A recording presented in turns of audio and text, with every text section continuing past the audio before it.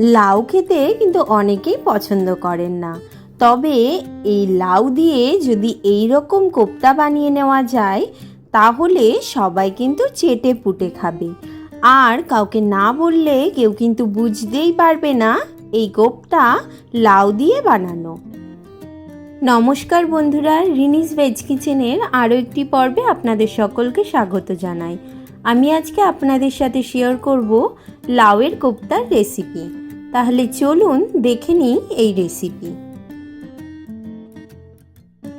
আমি প্রথমে নিয়েছি একটা বড় লাউ। আমি এখানে এত বড় লাউ ব্যবহার করব না, আমি এখানে হাফ লাউ ব্যবহার করছি রান্নার জন্য। এবার এই লাউ মাঝের থেকে কেটে আমি খোসা ছাড়িয়ে নেব। দেখুন, আমি হাফ লাউ কেটে খোসা ছাড়িয়ে নিয়েছি। আর খোসা ছাড়ানোর পর ওই হাফ লাউয়ের মাঝের থেকে কেটে 4টে ভাগে ভাগ করে নিয়েছি।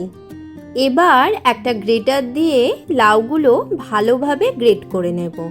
লাউগুলো গ্রেট করার আগে কিন্তু খুব ভালোভাবে ধুয়ে নেবেন। এইভাবেই লাউয়ের 4টে ভাগ গ্রেটার দিয়ে গ্রেট করে নিচ্ছি। এবার এই গ্রেট করে নেওয়া লাউ একটি বাটিতে ঢেলে নিচ্ছি। লাউ বাটিতে নিয়ে নেওয়ার পর এর মধ্যে আমি দিচ্ছি 250 গ্রাম পনির। পনিরটাও হাত দিয়ে ভেঙে বা গ্রেট করে দিতে হবে। আপনারা যদি এখানে পনির দিতে না চান তবে এখানে 2টো মাঝারি মাপে সেদ্ধ করা আলু দিতে হবে। সাথে এর মধ্যে দিচ্ছি অল্প কুচিয়ে নেওয়া কাঁচা লঙ্কা। আপনারা আপনাদের স্বাদ অনুযায়ী কাঁচা লঙ্কাটা দেবেন।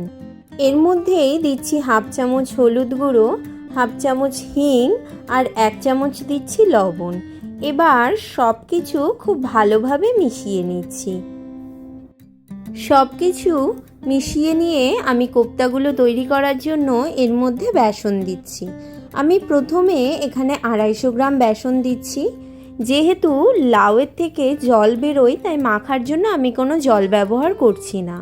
প্রথমে 250 গ্রাম বেসন দিয়ে সব কিছু খুব ভালোভাবে মাখিয়ে নিতে হবে। প্রথমে আমি 250 গ্রাম বেসন দেওয়ার পরও মাখাটা ঠিক হয়নি, খুবই নরম আছে, তাই এর মধ্যে আমি আরও 150 গ্রাম মতো বেসন দিচ্ছি। খুব ভালোভাবে এবার মাখিয়ে নিচ্ছি।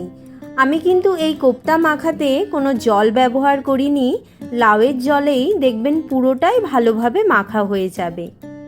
এটা মাখা হয়ে গেছে, এবার কোপ্তাগুলো ভেজে নেব। কোপ্তাগুলো ভাজার জন্য আমি কড়াইয়ে সরষের তেল গরম করে নিয়েছি। রান্নাটা সরষের তেলে করার চেষ্টা করবেন, তাহলে টেস্টটা কিন্তু খুব ভালো হবে। তেল গরম হয়ে গেলে লাউয়ের যে মিশ্রণটি আমি তৈরি করে রেখেছিলাম অল্প করে গোল করে তেলের মধ্যে দিয়ে দিতে হবে। মিডিয়াম ফ্লেমে এবার বড়াগুলো ভেজে নেব।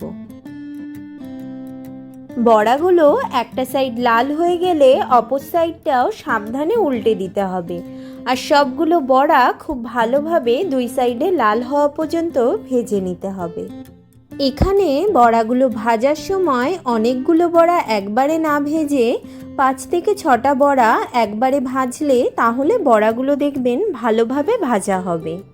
বড়াগুলো ভাজার সময় গ্যাসের ফ্লেমটা কিন্তু অবশ্যই মিডিয়ামে রাখতে হবে। যদি লো ফ্লেমে থাকে তাহলে লাউ থেকে জল বেরিয়ে নরম হয়ে ভাজতে অনেকটা সময় লাগবে। আর যদি হাই ফ্লেমে থাকে সেক্ষেত্রে খুব তাড়াতাড়ি বাইরে কালারটা চলে আসবে, কিন্তু বড়াগুলো ভেতর থেকে কাঁচা থাকবে। দেখুন, বড়াগুলো কিন্তু খুব ভালোভাবে লাল করে ভাজা হয়ে গেছে। এবার বড়াগুলো তেল থেকে তুলে সবগুলোই বড়া একইভাবে ভেজে নিচ্ছি। এই বড়াগুলো কিন্তু খেতে এইরকমভাবেও খুব ভালো লাগে।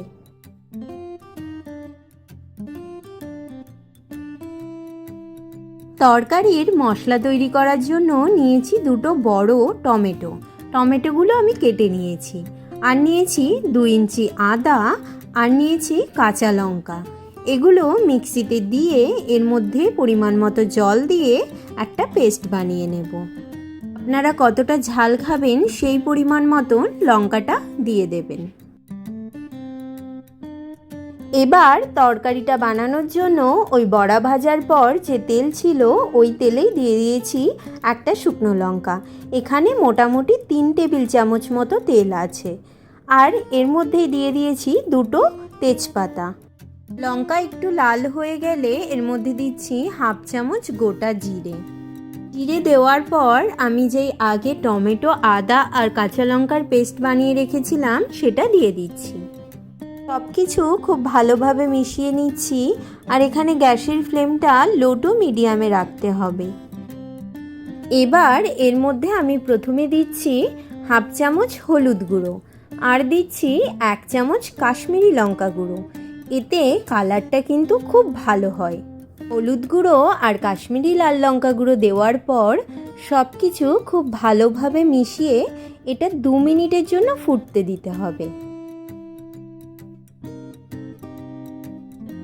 2 মিনিট পর এর মধ্যে বাকি মশলাগুলো দিচ্ছি। 1 চামচ জিরে গুঁড়ো, 1 চামচ দিচ্ছি ধনে গুঁড়ো, 1 চামচ দিচ্ছি লবণ, লবণটা আপনারা আপনাদের পরিমাণ মতন দেবেন, আর দিচ্ছি 1 চামচ চিনি।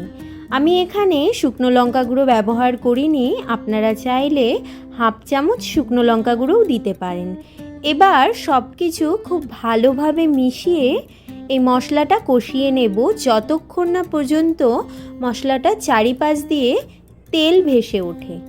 মানে গ্যাসের ফ্লেমটা লো টু মিডিয়ামে রেখে কড়াইটা ঢাকা দিয়ে মশলাটা কষিয়ে নিচ্ছি।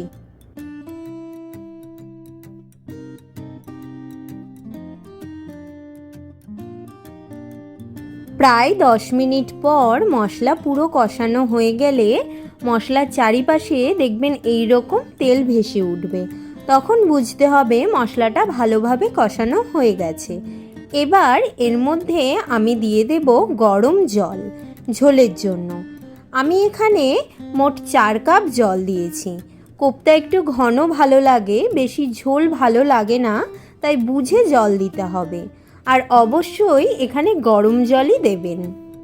জল দেওয়ার পর মশলার সাথে ভালোভাবে মিশিয়ে মিডিয়াম ফ্লেমে ঝোলটা ফুটে ওঠা পর্যন্ত অপেক্ষা করতে হবে।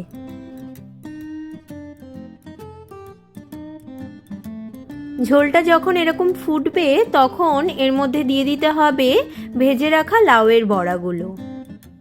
লাউয়ের বড়া যেহেতু খুব নরম হয় তাই ঝোলে দেওয়ার পর বেশি ফোটানোর প্রয়োজন হবে না, মোটামুটি 2 থেকে 3 মিনিট ফোটালেই হবে।